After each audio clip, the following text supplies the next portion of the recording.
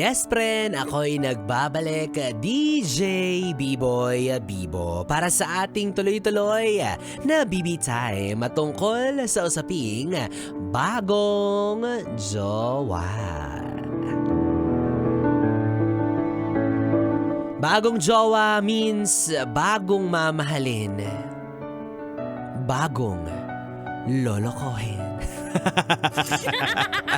Wag naman. Ito naman kabago-bago lang kakatanggap mo lang mula kay Cupido, niloloko mo na agad. Wag ganon. 'Di ba? Kagaya ng kahit anong bagay na natatanggap mo sa iyong buhay, kapag meron kang nakuha, 'di ba? Lalo na kapag pinapangarap mo at inaasam-asam mo, pagkaingatan mo hanggang sa dulo. 'Di ba? Wag lang puro pasikat sa umpisa, magpapakitang gilas kapag hindi mo pa siya pagmamay-ari or pagmamay-ari. Kaya kapag hindi mo pa siya nakukuha, 'di ba? Tapos kapag nandyan na, wala na. Dead man na, babaliwalain na, yuyurakan na, yuyurakan Kaya naman ngayong gabi ang pinag-uusapan natin ay para sa mga yes friend natin na merong bagong tao sa kanilang buhay. Hindi lang taong kakilala, hindi lang taong kaibigan, hindi lang taong kamag-anak, kundi taong nagpapatibok ng iyong pihikang puso. Yes! Pihikang puso, lahat naman pinapatulan mo. Diba? Bagong tao, diba? Yung out of nowhere. Kumbaga, he is just a stranger. Tapos pinapasok mo sa buhay mo, pinapasok mo sa puso mo para makamabutihan mo ng loob, para mahalin mo at mahalin ka pabalik. Diba? Masaya yan. Ang sarap sa feeling ng ganyan. Diba? Yung kapag meron ka ng bagong jowa. Diba? Yung meron ng bagong mag-aalaga sa'yo, magmamahal sa'yo. Meron ng bagong inspirasyon yung buhay mo. Meron ka ng nilulook forward sa araw-araw. Meron ka ng mga bagong dahilan para gumawa at bumuo ng mga bagong pangarap kasama itong bagong tao sa buhay mo. Diba? And for sure, it's gonna be a thrilling and fun experience together kung i-maintain nyo yung samahan na meron kayo from the beginning until the end. Diba? For sure, yung karamihan sa atin, especially ngayong Christmas season, marami tayong matatanggap na mga bagong bagay sa ating buhay, diba? Like rice cooker, bagong mga appliances, mga kotse, wow, sana oil!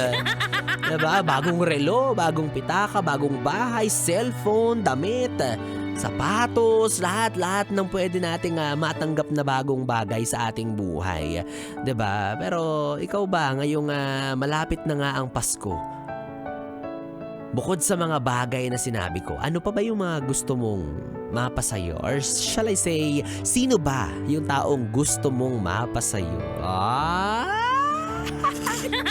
Yan ang sinasabi ko yan ang gusto ko sa'yo, diba? Yung kahit ngayong Pasko, pag tinanong ka, ay anong wish mo? Anong gusto mong matanggap ngayong Pasko? Bagong jowa. Yan, tama yan, ha? Tama yan, para kang tanga. Tinatanong ka na maayos anong gusto mong matanggap, sasabihin mo, jowa. Huwag ganon. Dapat pera. Mukhang pera kasi ako, sorry. Diba? Pag tinanong ka ng gusto mo, pera dapat. Jowa. Anime yung jowa. Gastos lang yan. Pero may kakilala ako na mayabang. Yung mga yes friend natin na kakakilala pa lang ngayon. Diba yung mga humabol para hindi maging member ng SMP or ng samahan ng malalamig ang Pasko. Naks naman. Yayaba naman. May kasabitan na siya ng Christmas socks under the mistletoe. Diba? Yung sinasabi ko sa inyo, ngayon lang yan. Diba? Ngayon lang yan na darating sa buhay ninyo. Kaya i-grab nyo na yung pagkakataon na mahalin at magpa-ibig din dyan sa tao na yan. Diba? Again, Wag mo siya itrato na parang bagay lang ang mga appliances, yung mga material things na nakuha mo ngayong Christmas, lilipas at mawawala yan. Pero yung taong kasama mo ngayon, yan na yung taong pwede mong makasama habang buhay kung iingatan mo lang siya, di ba? Kasi karamihan dyan, hindi naman sa nagpapatama tayo pero parang tinuturing na kotse ang jowa. Oo. Di ba? Aminin mo, sa una pupunas-punasan, laging sasakyan, laging uupuan. Di ba? Ayaw magasgasan, ayaw na magpasakay ng iba. Di ba? Habang tumatagal, wala na nga, nagiging kaskasero na. Wala nang pakialam kahit magasgasan niyo yung sasakyan, okay lang. Hindi naman kaya kung kani-kanino na pinapamaneho.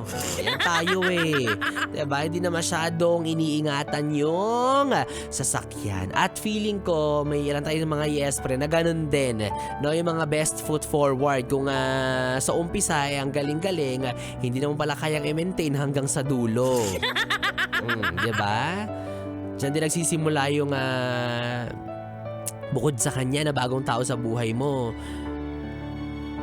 mapapakilala ka na rin niya sa mga bagong tao pa sa paligid mo. Kaya, diba, masarap yung ganyang feeling, no? Meet and greet. Meet and greet with the family. Yun lang, di ka gusto ng magulang niya. Kaya nga.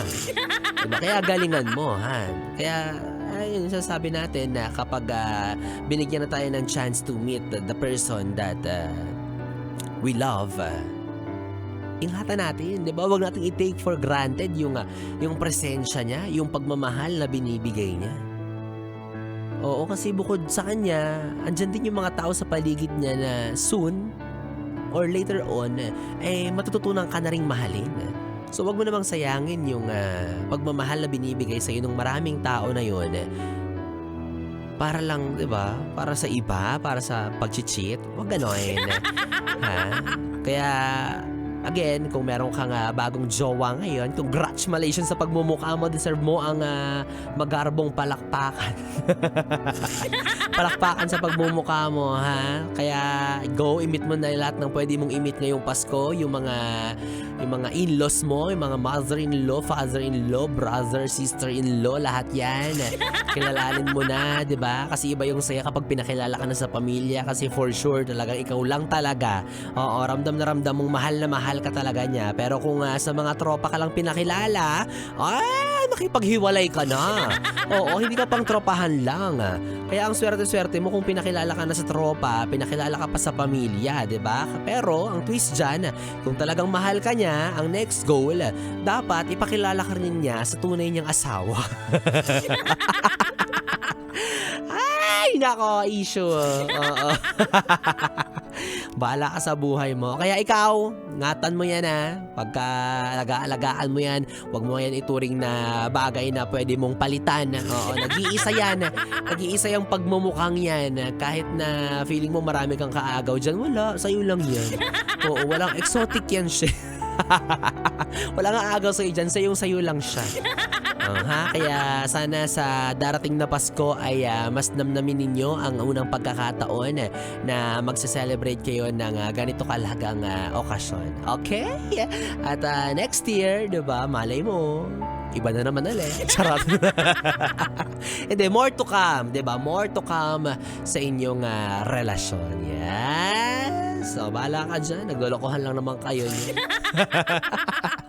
Yes, friend, 3 oras na bibitsayan mga ating pinagsamahan. Nakapiling nyo po ang bibi nyo sa radyo. Ako po si DJ B-Boy. B-Boy, Bibo. Magkarinig at magkasama tayo muli bukas dito lang sa istasyong No Problem, ang 101.1. Yes, FM. Solid. You dead, you be? Mwah, mwah. When your legs don't